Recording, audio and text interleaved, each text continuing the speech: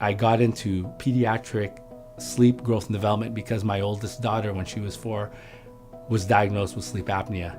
She snored, she had constant illness. She would often wake up 2-3 times a night, had sleep terrors, and I was fortunate enough in my study club to come across orthotropics and growth guidance. I really want to emphasize that screening for sleep disordered breathing and obstructive sleep apnea in children really is a public health concern and one to be taken very seriously. It impacts, as you know, our children's school performance, their ability to participate in after-school activities, and their overall mental and physical health.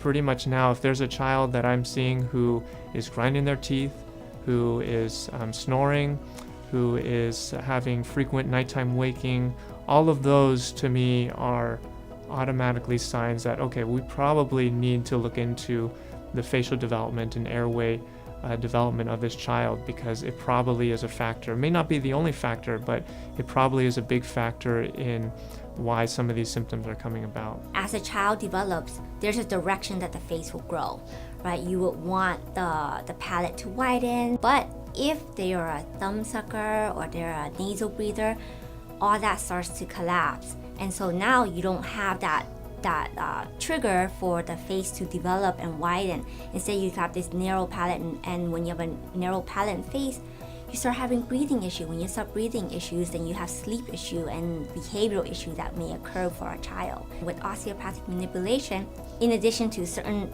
wonderful appliances that are out there, you can change and promote the development of the child's face. We did notice that his chin was kind of backwards. And the first thing that came to my mind was doing braces.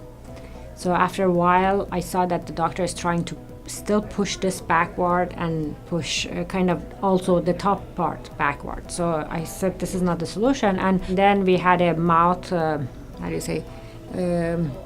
oral trainer, that helps you to speak well, myofunctional therapist.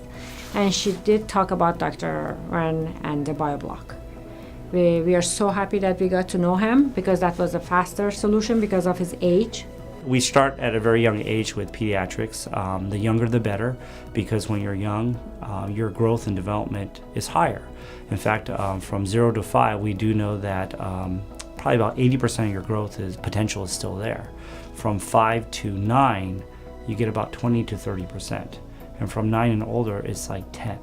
So if you think about, should you start earlier or younger if you really want to modify growth? It has a long-term health impact on improving the quality of their health and their well-being so that they can become more productive citizens and happier individuals.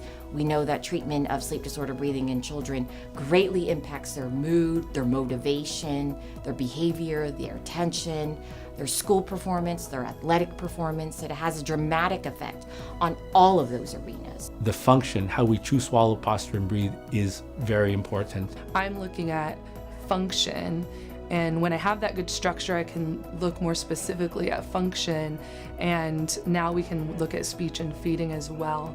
And what's really neat is all of those things kind of intertwine, so when we get good function, it tends to allow for and cause better growth and development and structure of the oral cavity. And we have good structure, we're able to have better function. I was running 7-minute mile times, now I run 5 to 6 minute mile times.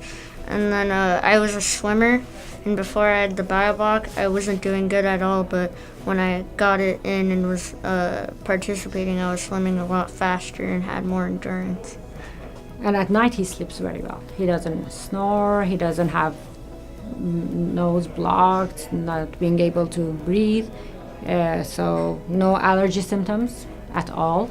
Today, I'm so fortunate to and so happy to report that my daughter, my oldest daughter, who was diagnosed with sleep apnea when she was 4, is not only happy and healthy, she is a different person now with a vibrant personality. And as a parent, that's all I ever wanted for my children. To be a part of a team with other healthcare practitioners that are also concerned about their children enables us to proceed forward and start treating families and children in ways that we didn't know how several years ago, and to affect not just general health, but quality of life.